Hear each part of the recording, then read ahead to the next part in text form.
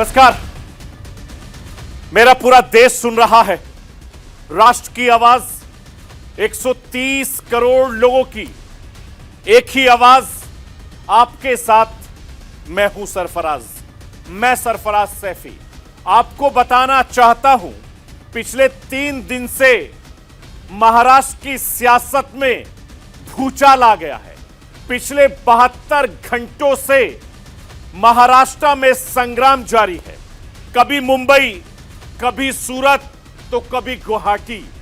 शिवसेना के बागी विधायक आंख मिचोली का खेल खेल रहे हैं। पिछले 3 दिनों से शिवसेना के बागी विधायकों के तेवर तल्ख बने हुए हैं। महाराष्ट्र के मुख्यमंत्री उद्धव ठाकरे सारे दांव खेल रहे हैं, तो दूसरी तरफ बागी विधायक पल पल अपना रंग बदल रहे हैं। बागी विधायकों ने गुवाहाटी को सियासत का मैदान बना लिया और इसी सियासत के मैदान से चौके छक्के मार रहे हैं।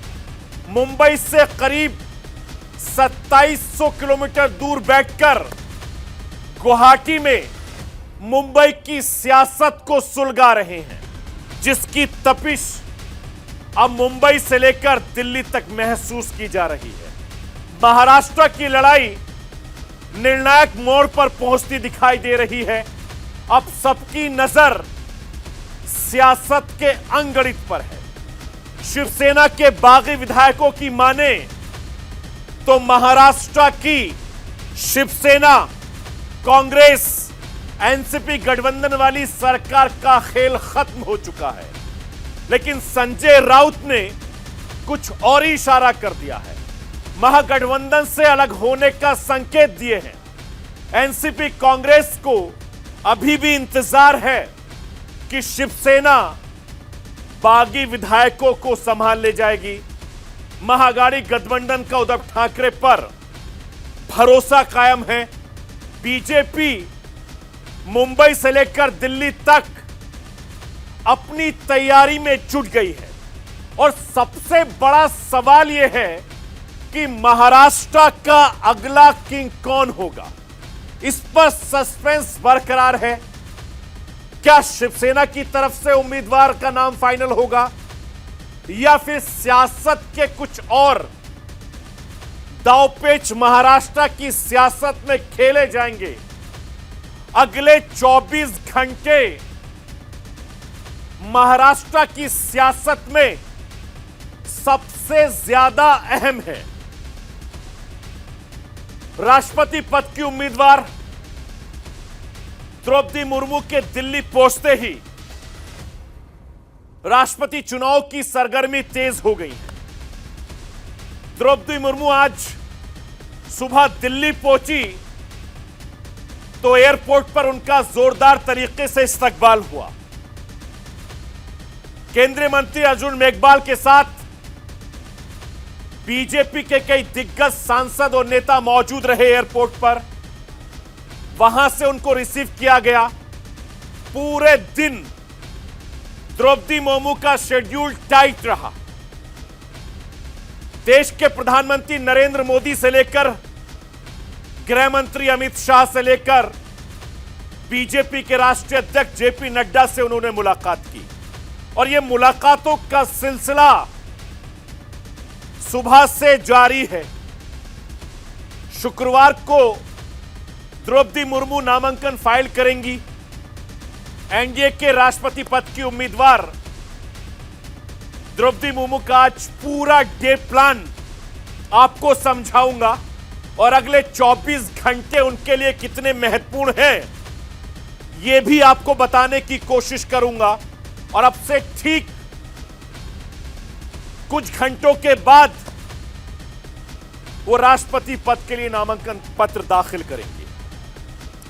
मैं अपने हिंदुस्तान के कोने कोने की आवाज को मैं दिल्ली तक पहुंचाता हूं। दिल्ली की आवाज को मैं देश के कोने कोने तक पहुंचाता हूं। नेताओं की आवाज को मैं आम लोगों तक पहुंचाता हूं। आम लोगों की आवाज को मैं अपने हिंदुस्तान के हुक्मरानों तक पहुंचाता हूं। आपकी आवाज से मिलती है मेरी आवाज और बन जाती है राष्ट्र की आवाज।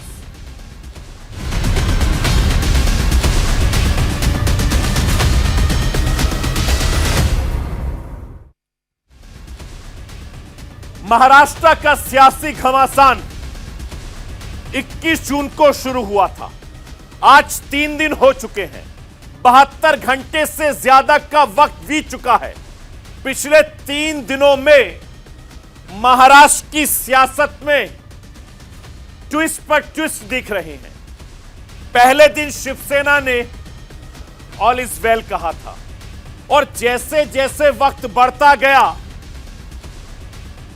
उद्धव सरकार की धड़कनें तेज होती गई हैं। मैं आपको पिछले 3 दिन का सियासी अपडेट देने की कोशिश करता हूं कि किस तरीके से पिछले 72 घंटों में महाराष्ट्र की सियासत में भूचाल आया है। स्क्रीन पर लाइए। 21 जून को सूरत पहुंचे थे बागी विधायक। शिवसेना का दावा था कि सब कुछ ठीक ठाक है और 21 जून को एक्शन में शरद पवार साहब एक्शन में आ गए थे। उसके बाद सूरत से सीधे 22 जून को गुवाहाटी पहुंच गए ये बागी विधायक। गुवाहाटी में डेरा जमाए हुए हैं। बागियों को मनाने की कोशिश में उद्धव ठाकरे साहब और उनकी पार्टी के तमाम नेता कर रहे हैं। वर्षा छोड़कर रात को ठीक 10 बजे के आसपास मातोश्री पहुंच गए उद्धव ठाकरे। इसके क्या सियासी मायने हैं, यह एक बहुत बड़ी बात है। कल की घटनाक्रम था और आज की अगर मैं बात करूं 23 जून की, तो 42 विधायकों की तस्वीरें जारी की गई। शिंदे का आरोप है कि मुख्यमंत्री उनसे मिलते नहीं हैं और शिवसेना का एमवीए से अलग होने के संकेत भी मिल रहे हैं। यह सबसे बड़ी बात है। यानी पहले दिन 21 जून को क्या हुआ था वो तस्वीरें आपने देखी है। लगातार मैं आपको दिखा रहा हूं पिछले 72 घंटे से कल क्या हुआ था। कल पूरे दिन सियासी सूरत हाल मैंने आपको दिखाया और आज भी वहां की सियासत में किस तरीके से भूचाल आ रखा है। जो पल पल समीकरण है महाराष्ट्र की सियासत में, ये पिछले 3 दिन की 3 तस्वीरों के जरिए मैं आपको दिखा रहा हूं और आज आपको समझाने की कोशिश भी कर रहा हूं।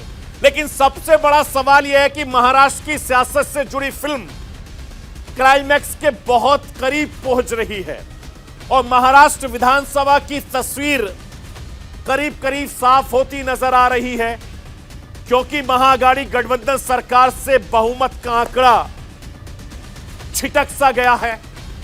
एकनाथ शिंदे की सेना फिलहाल उद्धव सेना पर भारी पड़ती नजर आ रही है और महाराष्ट्र की सियासत में पहली बार ऐसा हो रहा है कि जब बाला साहब ठाकरे की सेना में इतनी बड़ी फूट पड़ी है। जानकार कहते हैं और जो सियासत को जानते हैं वो ये कहते हैं कि अगर बाला साहब होते तो किसी की हिम्मत नहीं होती कि इस तरीके से बगावत कर दे। मैं आपको ये बताना चाहता हूं कि एकनाथ शिंदे के गुट में बीजेपी के विधायकों की संख्या भी बढ़ सकती है, ऐसा माना जा रहा है। चूंकि शिवसेना और बीजेपी के विधायक मिलकर सरकार बना सकते हैं।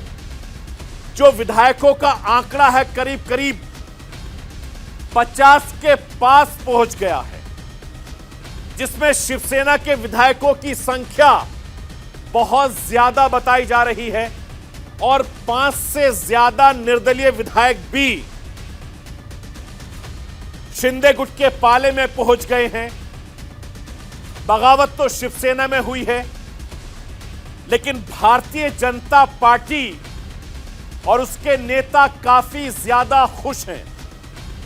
मुंबई से लेकर दिल्ली तक मेल मुलाकात का दौर चालू है और तमाम सियासी पार्टियां लगातार ये कोशिश कर रही हैं कि जो सियासी ड्रामा है इसको जल्द खत्म किया जाए और आगे की तस्वीर साफ किया जाए। लेकिन सबसे बड़ा सवाल वही है कि महाराष्ट्र का अगला किंग कौन?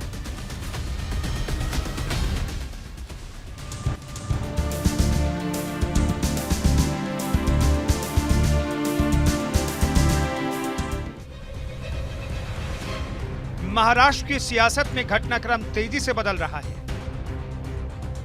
कल तक शिवसेना नेता बागियों को सबक सिखाने की बात कह रहे थे, लेकिन बदलते वक्त के साथ साथ उनके सुर भी तेजी से बदल रहे हैं। सत्ता के लिए महाविकास अघाड़ी संगठन का जन्म हुआ, लेकिन अब वही संगठन जब सत्ता का सबसे बड़ा संकट बन रहा है तो शिवसेना कुछ अलग ही संकेत दे रही है।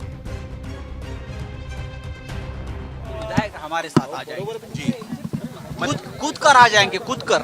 अच्छा, आपने देखा दो विधायकों की कहानी, जोर जबरदस्ती से लेकर गए, हमारा उनके साथ कम्युनिकेशन हो रहा है, आए लीगल बैटल भी चलेगा।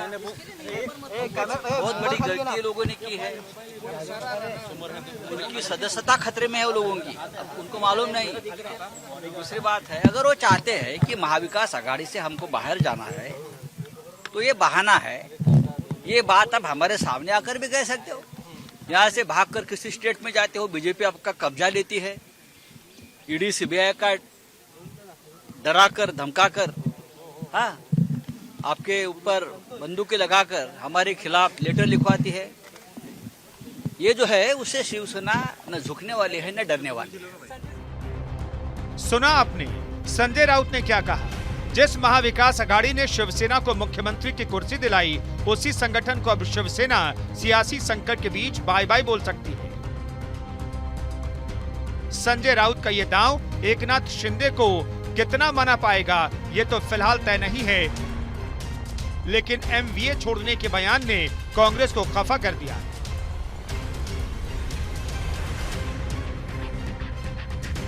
हमारी भूमिका स्पष्ट थी, क्योंकि हम तो सत्ता में शामिल होने का नहीं, हमें जो मैंडेट मिला था अपोजिशन में रहने का मिला था।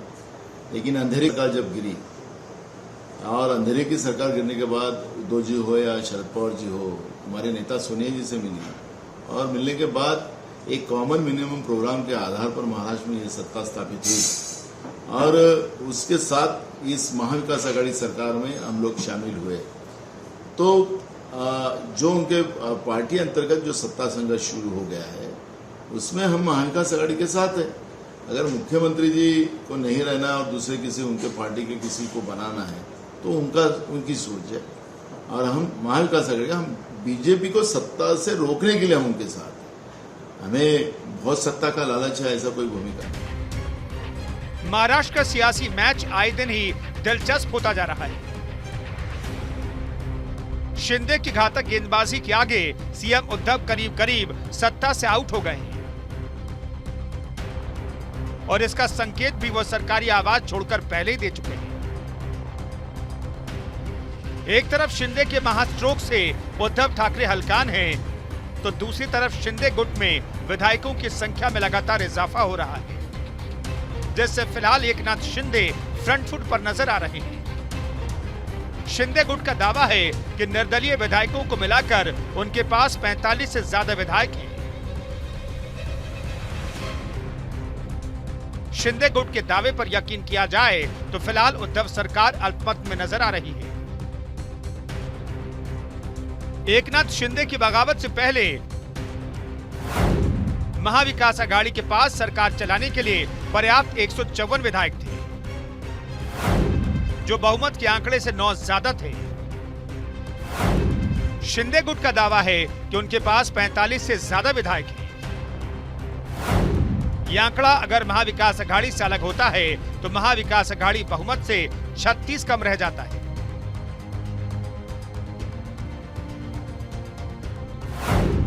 दूसरी तरफ अगर शिंदे गुट बीजेपी को समर्थन देता है तो बीजेपी के कुल 106 विधायक और 45 मिलाकर कुल 151 हो जाते हैं। हमारी राष्ट्रवादी कांग्रेस पार्टी के नेता आदरणीय पवार साहब और हमारी पूरी पार्टी उद्धव ठाकरे साहब के साथ है। हमारा प्रयास अंत तक ये सरकार बचाने की रहेगी और इस सरकार ने बहुत अच्छे निर्णय लिए हैं।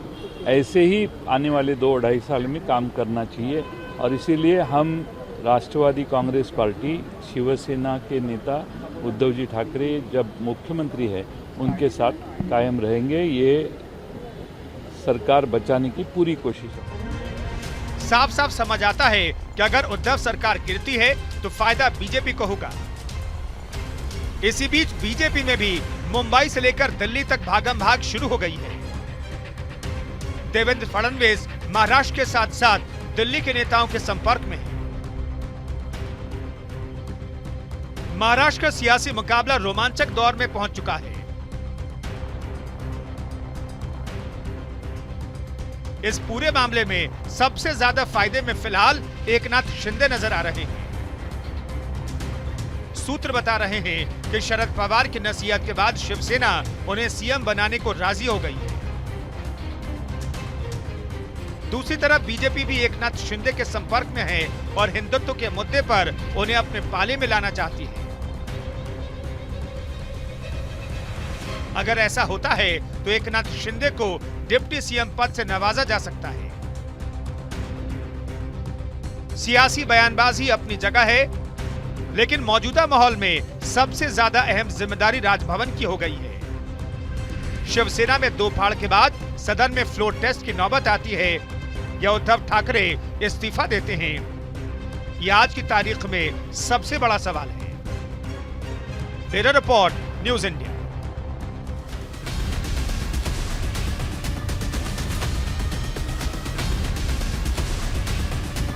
तो मैं आपको सियासत के अंकगणित के बारे में बताता हूं कि किस तरीके से गठबंधन के बाद कितने विधायक हैं और शिवसेना का बागी खेमा अपने साथ कितने विधायक होने का दावा कर रहा है।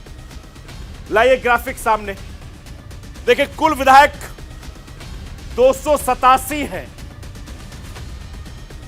उद्धव ठाकरे के पास 122 विधायक हैं, शिंदे साहब के पास 46 हैं और देवेंद्र फडणवीस के पास 111 हैं। लेकिन सरकार बनाने के लिए जो आंकड़ा है वो 144 है, यानी 113 और 46 अगर मिल जाएंगे तो सरकार फिर से बन जाएगी। अगर 46 और 122 साथ रहेंगे तो फिर से सरकार जो अभी बनी हुई है यानी उद्धव ठाकरे की सरकार ये चलती रहेगी। और सबसे बड़ा किंग मेकर की भूमिका एकनाथ शिंदे साहब निभा रहे हैं। इनके पास ये 46 विधायक अभी भी मौजूद हैं। ये 46 विधायक किस तरफ जाएंगे? अगर इस तरफ रहते हैं, उद्धव ठाकरे की तरफ रहते हैं, तो ये सरकार बची हुई है। अगर ये 46 विधायक इधर आते हैं तो भारतीय जनता पार्टी अपनी सरकार बना लेगी। यानी किंग मेकर एकनाथ शिंदे अभी भी बने हुए हैं और जब तक इनका रुख साफ नहीं होगा उद्धव ठाकरे सरकार पर तलवार ऐसी लटकती रहेगी और भारतीय जनता पार्टी इंतजार करते रहेगी। राष्ट्रीय आवास में रुकूंगा एक छोटे से ब्रेक के लिए। ब्रेक के बाद जब वापस आऊंगा तो इन तस्वीरों को साफ करूंगा कि आखिर एकनाथ शिंदे कहां जाएंगे, एकनाथ शिंदे की मांग क्या है और इसके पीछे की बहुत बड़ी सोची समझी रणनीति है। चूंकि उसका फैसला सिर्फ और सिर्फ एकनाथ शिंदे करेंगे और शिंदे क्या करेंगे यह बताऊंगा इस छोटे से ब्रेक के बाद। आप कहीं मत जाइए, बने रहिए मेरे साथ और देखते रहिए राष्ट्र की आवाज।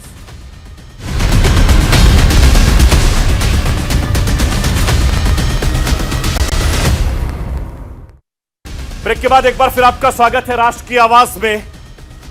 शुरू में उद्धव ठाकरे सरकार में सब कुछ ठीक ठाक होने की बात कही गई थी, लेकिन पिछले 3 दिनों में जो तस्वीरें आई हैं वो तेजी से बदल रही हैं।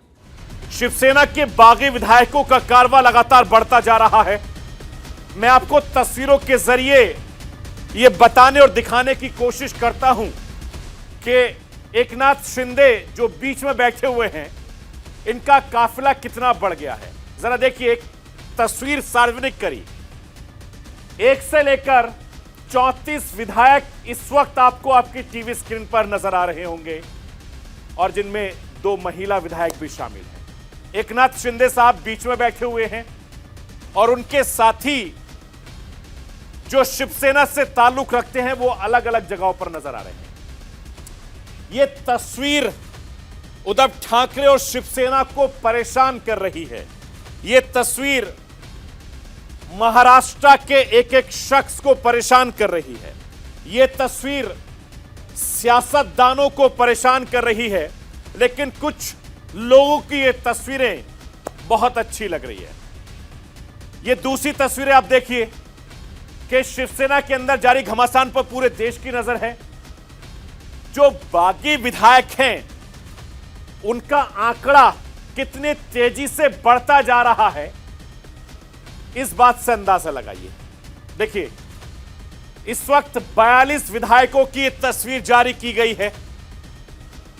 यह ताकत शक्ति प्रदर्शन दिखाने की कोशिश की जा रही है और ठीक पहले की तरह एकनाथ शिंदे भी बीच में बैठे हुए हैं। 13वें नंबर की तस्वीर एकनाथ शिंदे साहब हैं। जो लोग नहीं जानते इनको पहचान लीजिए। और इन सबका इंतजार महाराष्ट्र की जनता भी कर रही है। जब ये महाराष्ट्र में जाएंगे, अपने अपने घर जाएंगे, वापस अपने अपने विधानसभा क्षेत्रों में जाएंगे, तो उसका इंतजार इनके जो कार्यकर्ता हैं, नेता हैं, जिन लोगों ने वोट दिए हैं, वो इंतजार कर रहे हैं। क्योंकि जिस तरीके से इमोशनल कार्ड उद्धव ठाकरे साहब ने खेला है, वो इन विधायकों की मुश्किल महाराष्ट्र में बदल सकता है, परेशान भी कर सकती हैं। और ये तस्वीरें मैं राष्ट्र की आवाज के जरिए कहना चाहता हूं कि जब ये विधायक अपने अपने विधानसभा क्षेत्र जाएंगे तो हो सकता है कि इनको विरोध प्रदर्शन का सामना करना पड़े। कब तक ये गुवाहाटी में रहेंगे? एक न एक दिन तो इनको महाराष्ट्र में जाना है। और जिन जनता ने इनको चुनकर भेजा है, वो जनता भी लगातार सस्पेंस में है, परेशान है। और ये तस्वीरें इस बात की गवाही दे रही हैं कि एकनाथ शिंदे का जो कुनबा है वो लगातार बढ़ता जा रहा है। इस तस्वीर को आज महाराष्ट्र की जनता, महाराष्ट्र के सियासतदान, एनसीपी से लेकर कांग्रेस, भारतीय जनता पार्टी से लेकर बीजेपी इस तस्वीर पर नजरें गड़ाए बैठी है। लेकिन शिवसेना के अंदर जो घमासान मचा हुआ है उस पर पूरे देश की नजर है। बागी विधायकों ने मुख्यमंत्री उद्धव ठाकरे के खिलाफ मोर्चा खोल दिया है, जिसकी गवाही ये तस्वीर दे रही है। और बागी विधायकों की तादाद लगातार बढ़ती जा रही है। 2 दिन पहले 34 बागी विधायकों ने अपनी ग्रुप फोटो शेयर की थी, जो अब से थोड़ी देर पहले मैंने दिखाई। और यह ताजा तस्वीर मेरे पीछे है, जिनका आंकड़ा 42 है। यह तस्वीर आप देख लीजिए। मैं आपको यह बताना चाहता हूं कि बागी बीजेपी के विधायकों की तादाद और बढ़ती जा रही है और इसकी वजह हिंदुत्व विचारधारा वाली शिवसेना को एक्सपेरिमेंटर के तौर पर भारी पड़ता नजर आ रहा है। इस रिपोर्ट के जरिए देखिए और समझिए।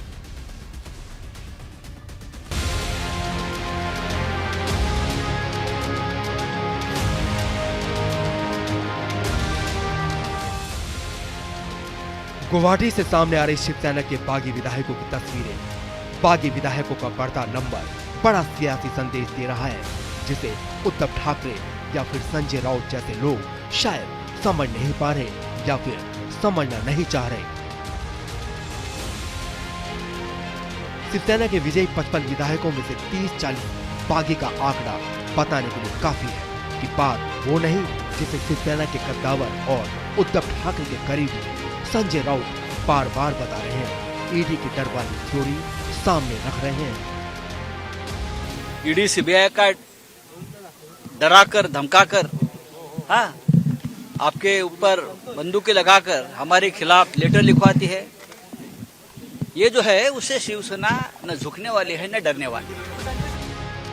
ईडी का डर एक फैक्टर हो सकता है, बीजेपी का प्रलोभन एक फैक्टर हो सकता है, बीजेपी का प्रभाव एक फैक्टर हो सकता है। शिवसेना के शीर्ष नेतृत्व से बगावत करने वालों की संख्या बड़ी है, मतलब मनमुटाव के पीछे की वजह बड़ी है।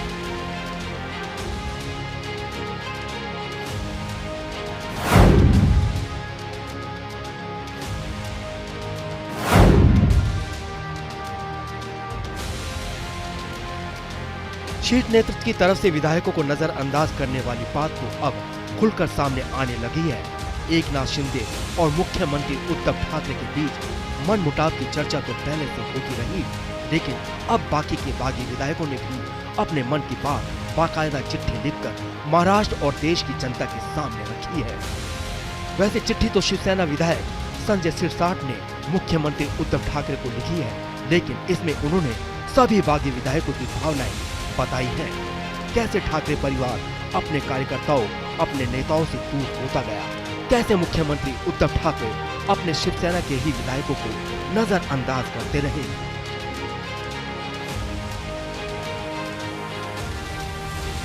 बुधवार को वर्षा बंगले के दरवाजे सचमुच जनता के लिए खोल दिए गए। बंगले पर भीड़ देखकर खुशी हुई। पिछले 2.5 साल से शिवसेना विधायक के तौर पर हमारे लिए दरवाजे बंद थे। हमें ऐसे लोग चला रहे थे जिन्हें लोगों ने चुना था। ये लोग विधान परिषद और राज्यसभा के माध्यम से आए थे। शिवसेना विधायक के रूप में हमें वर्षा बंगले तक सीधी पहुंच नहीं मिली। मुख्यमंत्री मंत्रालय की 6ठी मंजिल पर सभी से मिलते हैं, लेकिन हमारे लिए कोई जगह ही नहीं थी, क्योंकि आप कभी मंत्रालय ही नहीं गए। कई बार निर्वाचन क्षेत्र के काम, अन्य मुद्दों, व्यक्तिगत समस्याओं के लिए सीएम साहब से मिलने का अनुरोध करने के बाद हमें बुलाया जाता और बंगले के गेट पर घंटों खड़े रखा जाता। मैंने कई बार सीएम को फोन किया, पर फोन रिसीव नहीं होता था। आखिरकार हम उठ जाते और चले जाते। अपने ही विधायकों के साथ ऐसा अपमानजनक व्यवहार क्यों? ऐसे विधायकों से इस तरह का व्यवहार जिन्हें 3-4 लाख मतदाता चुनते हैं। शिवसेना के बागी विधायकों के खेमे से सामने आई ये चिट्ठी आज देश के सामने है। शिवसेना के बागी विधायकों का दर्द इस चिट्ठी के माध्यम से देश के सामने है। महाअघाड़ी सरकार के सत्ता में आने के बाद से शिवसेना के अंदर खाने में क्या चल रहा था आज सबके सामने है। इस चिट्ठी की टाइमिंग बहुत खास है।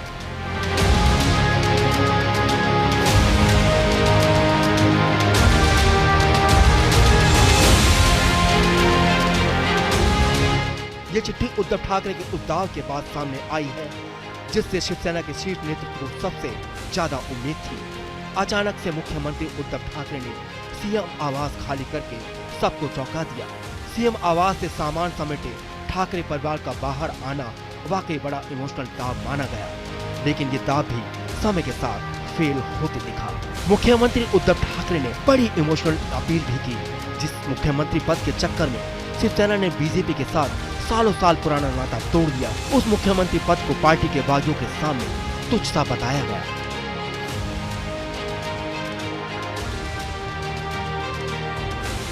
मेरे सामने आकर कोई विधायक अपनी बात कहे, मुझे मुख्यमंत्री पद का कोई मोह नहीं है, मैं अपना इस्तीफा देने के लिए तैयार हूँ, मैं मुख्यमंत्री आवास, वर्षा बंगला भी छोड़ने के लिए तैयार हूँ, लेकिन ये सभी बातें मुझसे सामने आकर कहनी चाहिए। दूर से बैठकर बात करना ठीक नहीं है।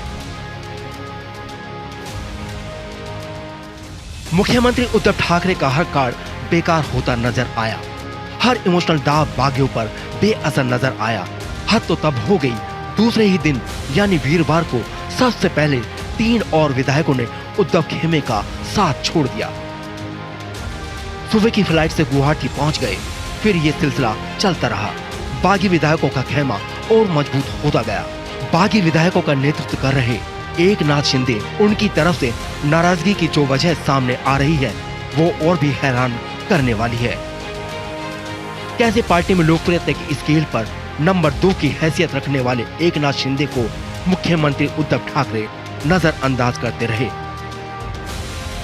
कैसे आदित्य ठाकरे शिंदे के हर काम में दखल देते रहे। आज हर बात महाराष्ट्र की जनता के सामने है। आज शिंदे के दिल की हर बात देश के सामने है। बताया तो यही जा रहा है, शिंदे कोई एक रात में बागी नहीं हुए। बल्कि इसकी पटकथा राज्यसभा चुनाव के बहुत पहले से लिखी जा रही थी। एकनाथ शिंदे शहरी विकास मंत्री रहे, लेकिन शिंदे के ज्यादातर फैसलों पर सीएम उद्धव ठाकरे रोक लगाते रहे। किसी न किसी बहाने प्रमुख सचिवों के जरिए उनके विभाग की फाइलें रुकवाते रहे।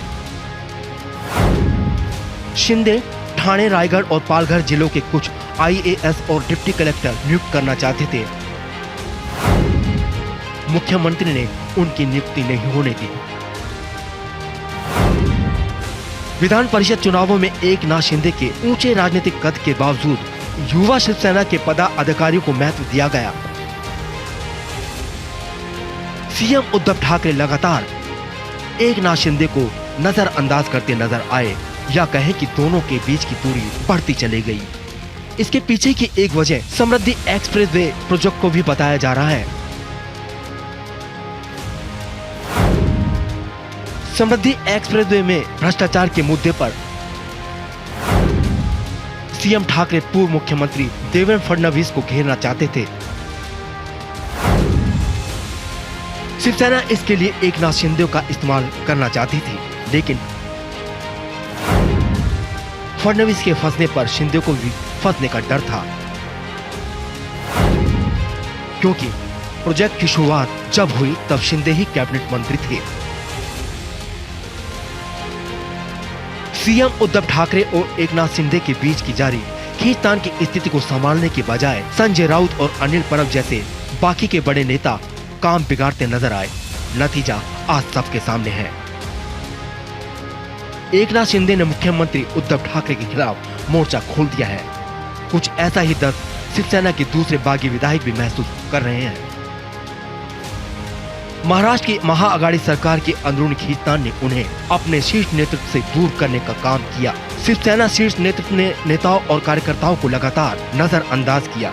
पार्टी के अंदर की खेमेबाजी ने हालत और बिगाड़ दी।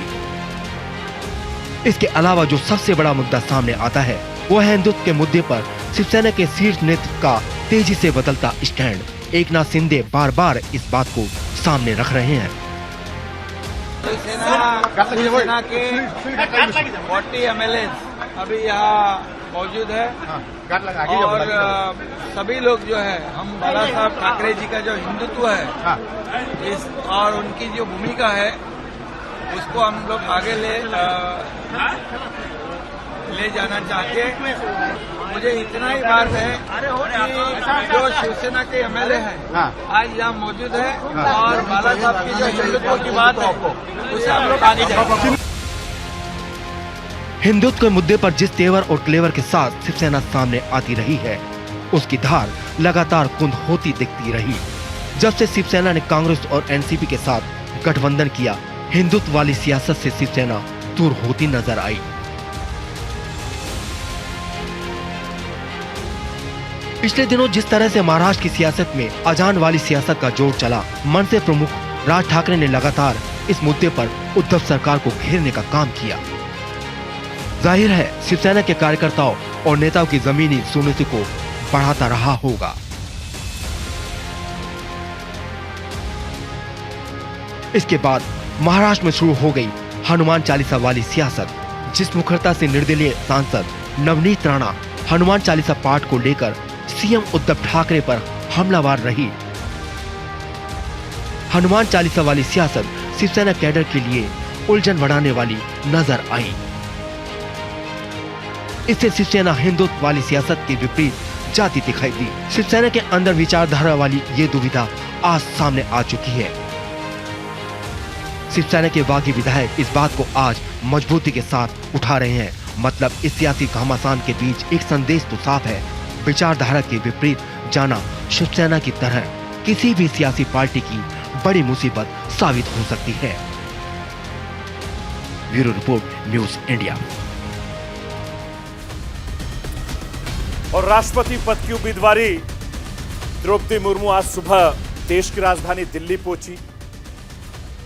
उनके इस्तकबाल में एयरपोर्ट पर केंद्रीय मंत्री अर्जुन मेघवाल के साथ बीजेपी के कई दिग्गज मौजूद रहे।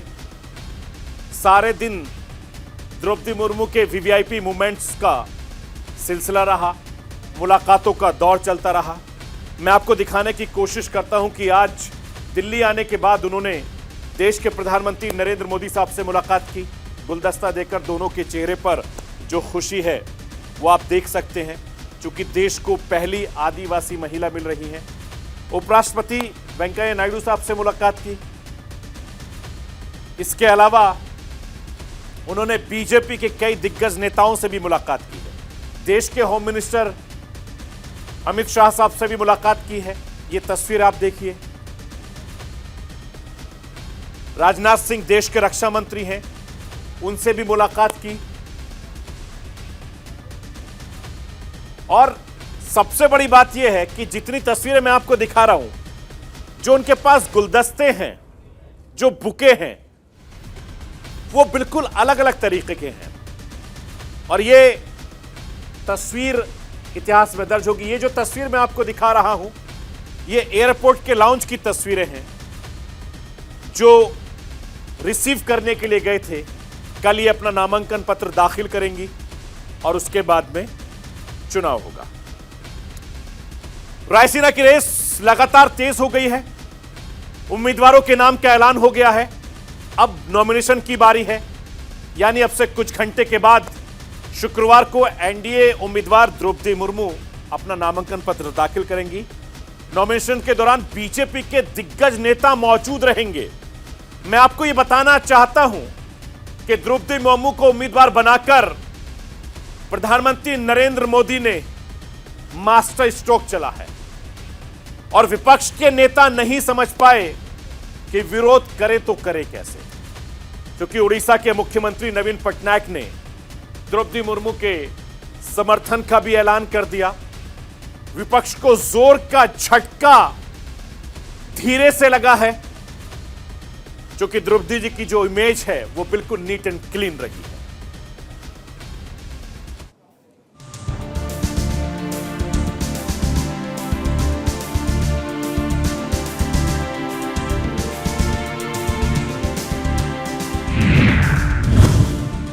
रायसीना की रेस में फ्रंट फुट पर द्रौपदी मुर्मू। कई विपक्षी पार्टियों का समर्थन मिलना तय। शुक्रवार को द्रौपदी मुर्मू करेंगी नामांकन।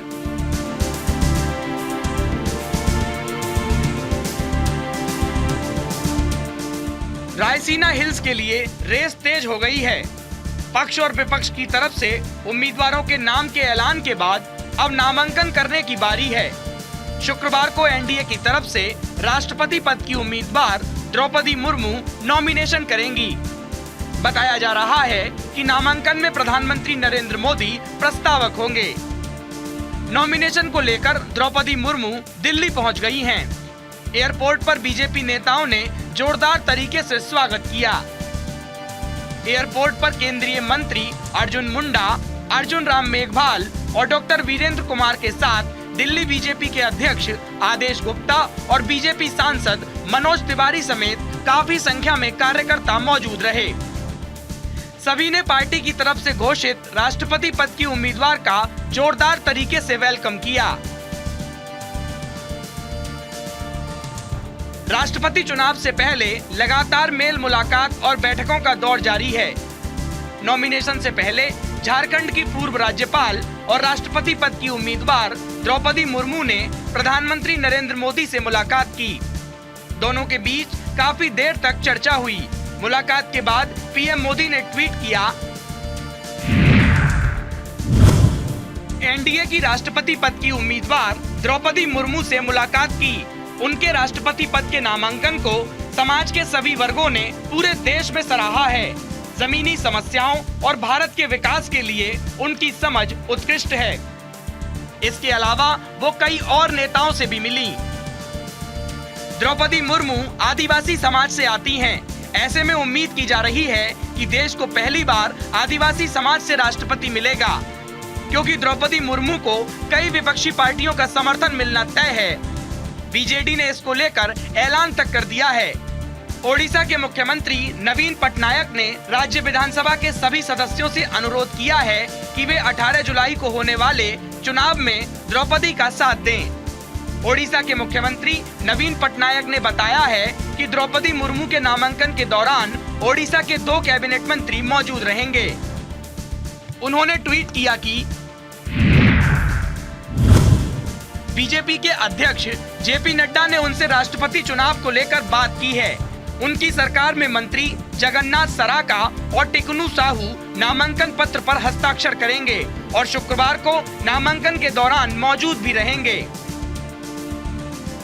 नवीन पटनायक का साथ मिलने से द्रौपदी मुर्मू की राह आसान हो गई है, क्योंकि एनडीए मैजिक फिगर से महज कुछ कदम दूर थी, लेकिन ओडिशा के मुख्यमंत्री के ऐलान के बाद से अब एनडीए की स्थिति काफी मजबूत हो गई है।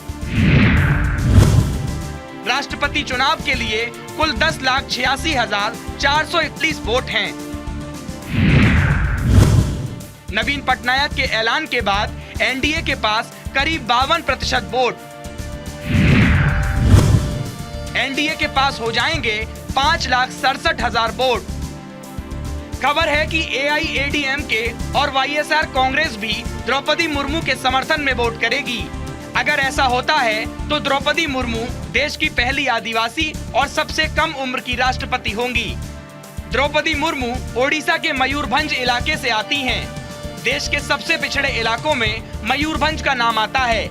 ऐसे में बीजेपी ने जब द्रौपदी मुर्मू के नाम का ऐलान किया तो आदिवासी समाज में खुशी की लहर दौड़ गई। द्रौपदी मुर्मू झारखंड की राज्यपाल रह चुकी हैं और जब वे इस पद से हटी तो वे अपने गृह क्षेत्र में वापस लौट गईं। नॉमिनेशन करने के लिए दिल्ली निकलने से पहले उनकी जो तस्वीरें सामने आई वो अपने आप में बेहद खास थीं। तस्वीरों में द्रौपदी मुर्मू को शिव मंदिर में सूर्योदय से पहले झाड़ू लगाते हुए देखा गया।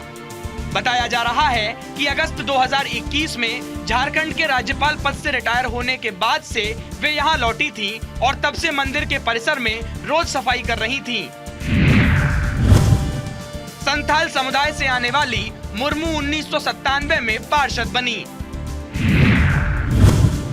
2013 में पार्टी के एसटी मोर्चा के राष्ट्रीय कार्यकारिणी सदस्य बनी। रायरंगपुर सीट से 2 बार बीजेपी की विधायक रह चुकी हैं। 2000 से 2002 तक पटनायक सरकार में वाणिज्य परिवहन मंत्री रह चुकी हैं। 6 अगस्त 2002 से 16 मई 2004 तक मत्स्य पालन और पशु संसाधन विकास राज्य मंत्री रही थीं। द्रौपदी मुर्मू के खिलाफ विपक्ष की तरफ से पूर्व केंद्रीय मंत्री यशवंत सिन्हा मैदान में ताल ठोक रहे हैं, लेकिन जिस तरह से बीजेपी ने आदिवासी कार्ड खेलकर मुर्मू को मैदान में उतारा है, उसे बीजेपी का मास्टर स्ट्रोक माना जा रहा है। विपक्ष समझ ही नहीं पा रहा कि करें तो क्या करें। ऐसे में आने वाले दिन काफी अहम होने वाले हैं और देखना दिलचस्प होगा कि एनडीए की ओर से आदिवासी महिला उम्मीदवार उतारे जाने के बाद विपक्ष में एकता कायम रहती है या नहीं। Bureau report, news India.